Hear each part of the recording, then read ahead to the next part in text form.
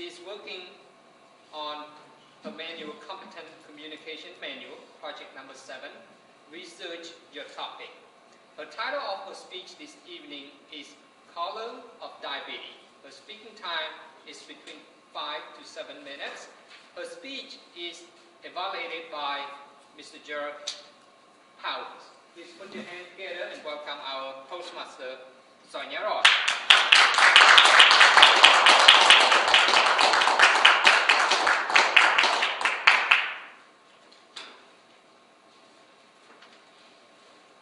Good evening, fellow Toastmasters.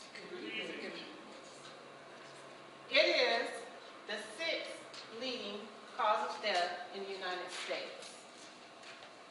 It affects nearly 24 million children and adults in this country. Another 57 million people are at risk of developing this disease. And if current trends continue, 1 in 3 children born today will develop this condition.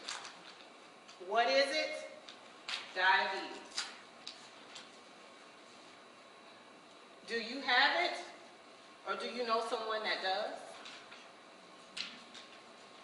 Within the last 10 years, both my brother and my sister have been diagnosed with diabetes.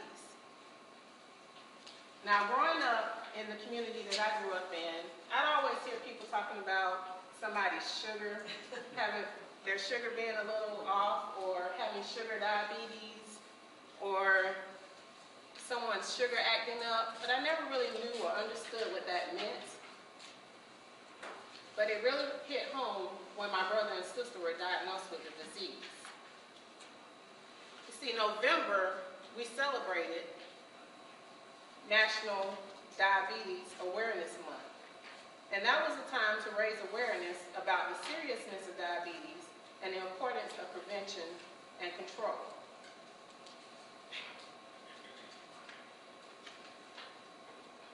There are three main types of diabetes. Type 1 is where the body produces no insulin. Type 2 is where the body produces insulin, but it doesn't manage it well. And then there's gestational diabetes, which normally develops when women are pregnant, and it only develops during that time. Once they deliver their child, it goes away. Now, all forms of diabetes can be treated with insulin injections. And type 2 diabetes can be controlled with insulin medications. However, diabetes is not curable. Like I said, gestational diabetes does go away when the child is delivered, but type 1 and type 2 are not curable.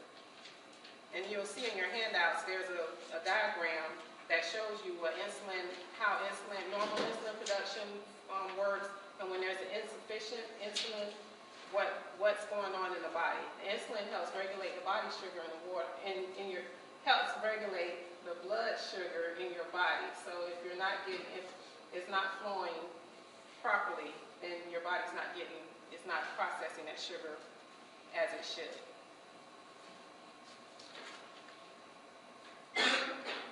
Now, last year I had the opportunity of working on a multicultural work group where we investigated some of the disparities in different health issues and health conditions.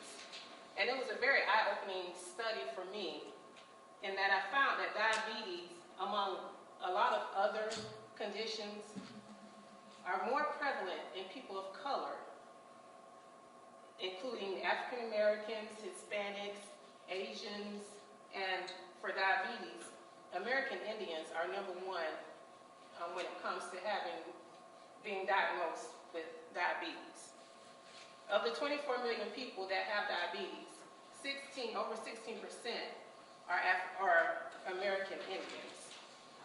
11%, nearly 12%, are African Americans, and then it goes on, 10% being Latino, Asians 7.5%, and whites are the lowest at 6%.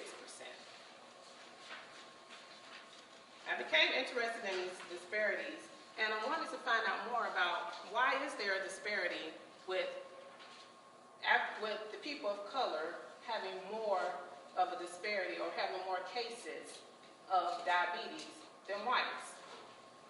The Minority Nurse magazine cites that genetics and physiology certainly play a role in it, but scientists really can't pinpoint how much of a role it plays. But there's also socioeconomic factors. Growing up where I did, which is really not far from here, I look at the neighborhood that I grew up in. There's not many grocery stores where you can buy fresh produce. You find more convenience stores, fast food restaurants, but you don't really find good sources of good foods. So that's one of the things that plays a part in it. And then also looking at the neighborhood, there aren't many places where you can go and exercise, sidewalks. There's not easy access to sidewalks or playgrounds or parks where you can go and exercise and get out and help to do those things that are healthy for your body and to help you in getting over some of the disparities that are going on.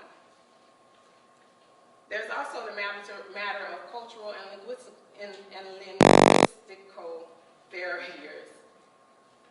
Take, for instance, if a Hispanic goes into a doctor's office and they don't speak much English, and the doctor's trying to give them care, but they're not really understanding what the doctor is trying to convey to them, and the doctor may not really understand what their cultural backgrounds are, what their cultural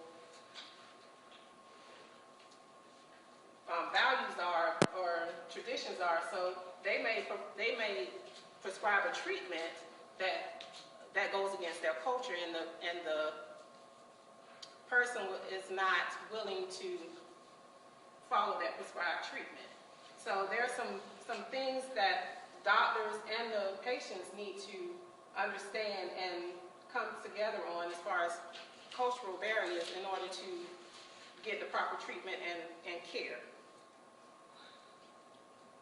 So I've also found that there are even disparities in the complications that can occur with diabetes. Kidney disease. African Americans and American Indians have a higher rate of kidney disease than any other race that has diabetes. Also, eye disease. Did you know that diabetes can cause blindness?